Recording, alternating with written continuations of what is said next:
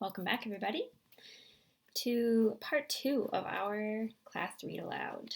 Remember, we voted and chose to read Fuzzy Mud by Louis Sachar. Again, that's the author who wrote Holes. Great book, great movie. And we started by reading chapter 1 last time. I showed you this image that we see at the very beginning of the book that kind of gives us an idea of what the setting is like. This fancy building down here is labeled Wood Ridge Academy, and it's surrounded by all of these woods. We also learned that the building that Wood Ridge Academy is housed in used to be the home of somebody very prominent, very important in the area, and now it has become a school for children.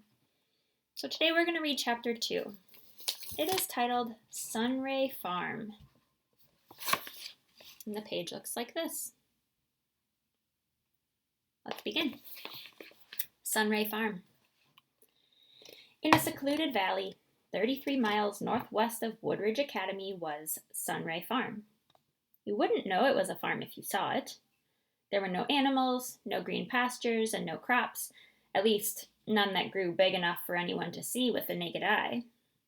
Instead, what you would see, if you made it past the armed guards, past the electric fence topped with barbed wire, past the alarms and the security cameras, what you would see would be rows and rows of giant storage tanks. You also wouldn't be able to see the network of tunnels and underground pipes connecting the storage tanks to the main laboratory, also underground. Hardly anyone in Heathcliff knew about Sunray Farm, and certainly not Tamaya or her friends. Those who had heard of it had only vague ideas of what was going on there. They might have heard of Bioline, but probably didn't know exactly what it was. A little more than a year before, that is, about a year before Tamaya Dilwadi cut her hair and started the 5th grade, the United States Senate Committee on Energy and the Environment held a series of secret hearings regarding Sunray Farm and Bioline. Thought I dropped something. The following testimony is excerpted from that inquiry or that meeting. You can see on this page there's like a printout of the notes from the meeting. So we have different characters there and it talks about what they said. I'll read that to you. Senator Wright. You worked at Sunray Farm for 2 years before being fired, is that correct? Dr. Mark Humbard. No, that is not correct. They never fired me. Senator Wright. I'm sorry. I'd been informed. Dr. Mark Humbard. Well, they may have tried to fire me, but I'd already quit. I just hadn't told anyone yet. Senator Wright. I see. Senator Foote. But you no longer work there? Dr. Mark Humbard. I couldn't be in the same room with Fitzy a minute longer. The man is crazy. And when I say crazy, I mean 100% bananas. Senator Wright. Are you referring to Jonathan Fitzman, the inventor of Bioline? Dr. Mark Humbard. Everyone thinks he's some kind of genius, but who did all the work? Me, that's who.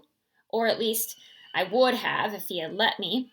He'd pace around the lab, muttering to himself, his arms flailing. It was impossible for the rest of us to concentrate. He'd sing songs. And if you asked him to stop, he would look at you like you were the one who was crazy. He wouldn't even know that he was singing. And then, out of the blue, he'd slap the side of his head and shout, no, no, no!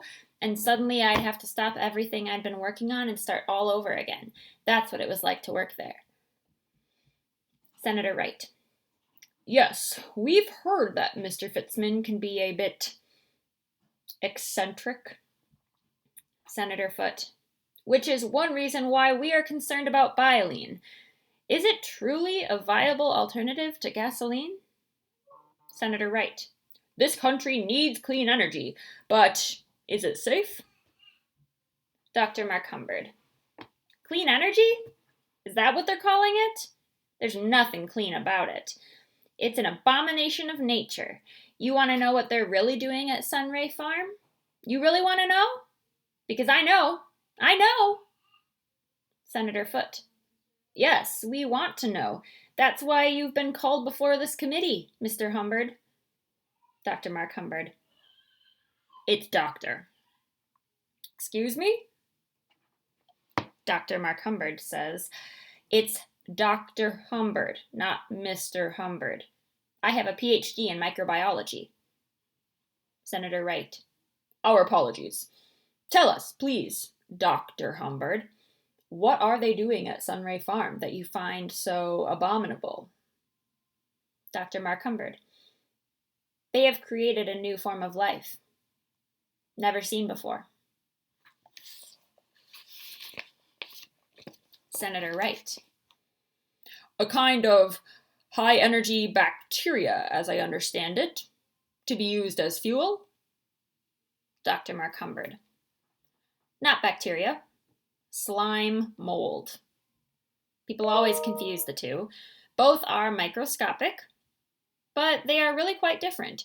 We began with a simple slime mold, but Fitzy altered its DNA to create something new. A single-celled living creature that is totally unnatural to this planet. Sunray Farm is now growing these man-made microorganisms, these tiny Frankensteins, so that they can burn them alive inside automobile engines. Senator Foote. Burn them alive?